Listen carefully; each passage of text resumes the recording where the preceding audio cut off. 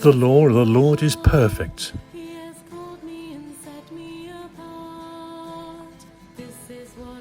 It revives the soul.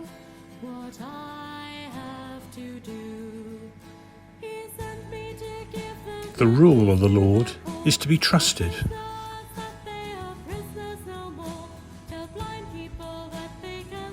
It gives wisdom to the simple.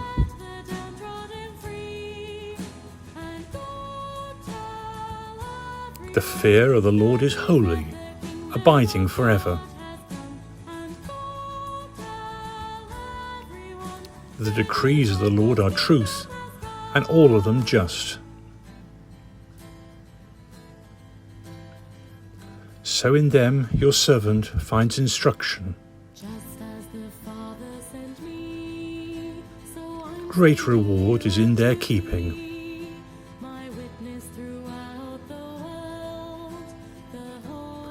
But who can detect all his errors?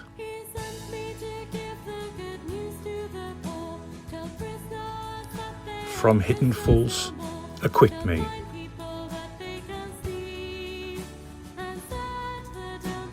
From presumption, restrain your servant.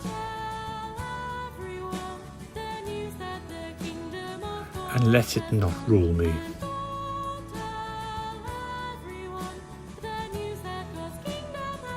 Then I shall be blameless.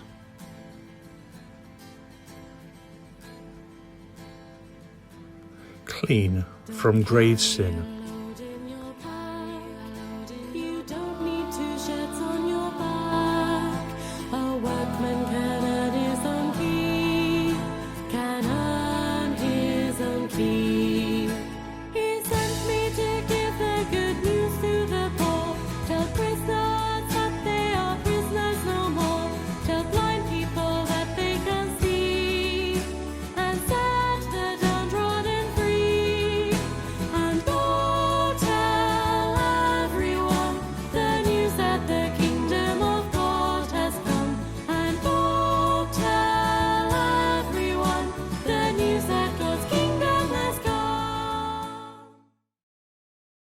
Hello, Monsignor Daniel McHugh, my reflection for the 26th week of Ordinary Time.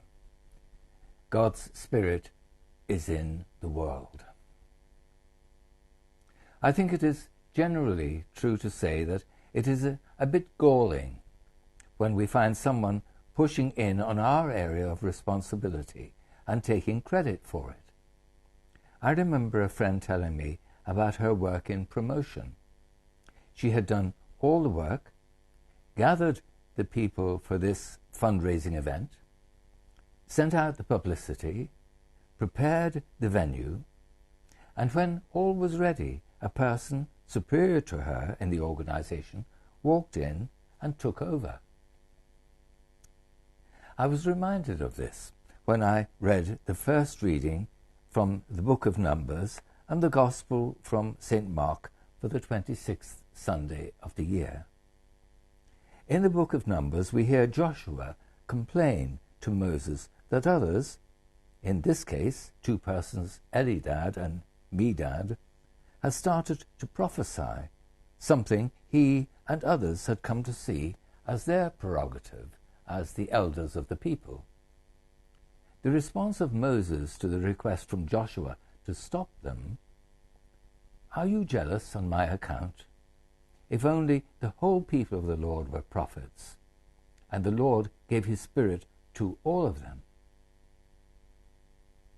In a similar way, we read in the Gospel of St. Mark for the 26th Sunday that John had gone to Jesus to complain.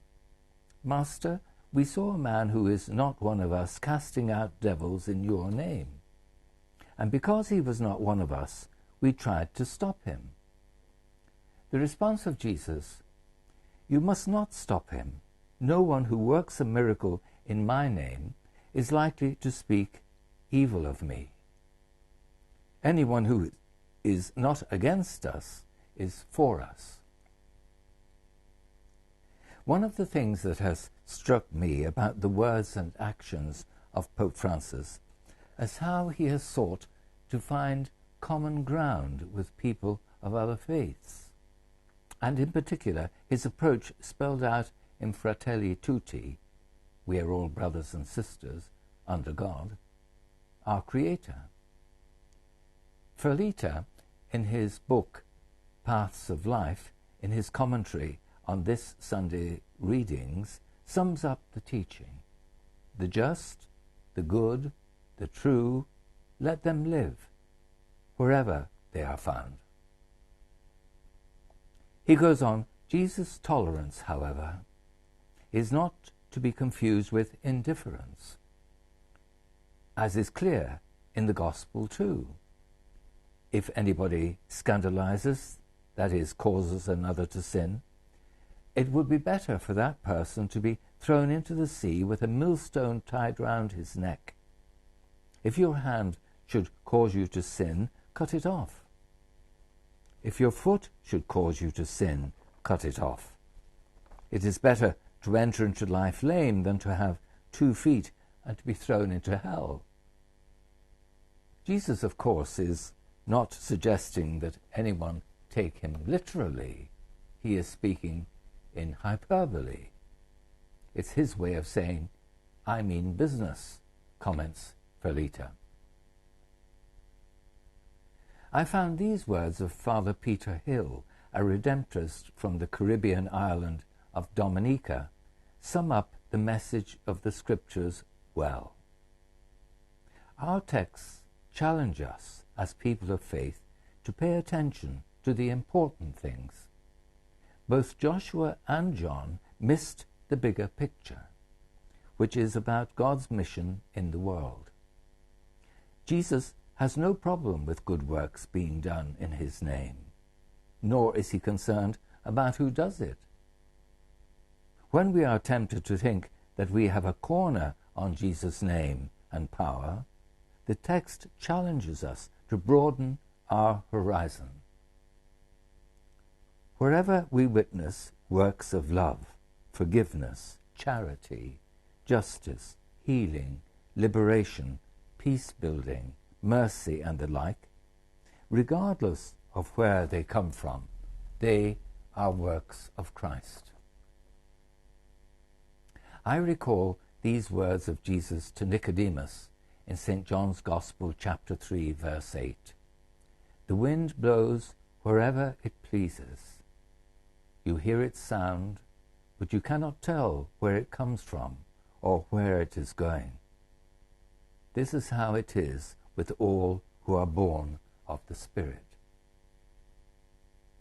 Last week, visiting the catacombs of Priscilla in Rome, I noted the dominant image was of the Good Shepherd, Jesus carrying the lambs, we, the flock, on his shoulders.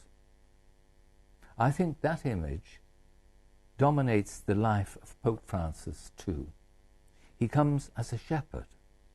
Like Jesus came not to condemn the world, but so that the world might be saved, Francis has set out to do the same.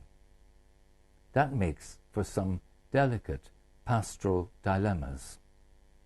But the pastoral, caring role of the shepherd is always dominant.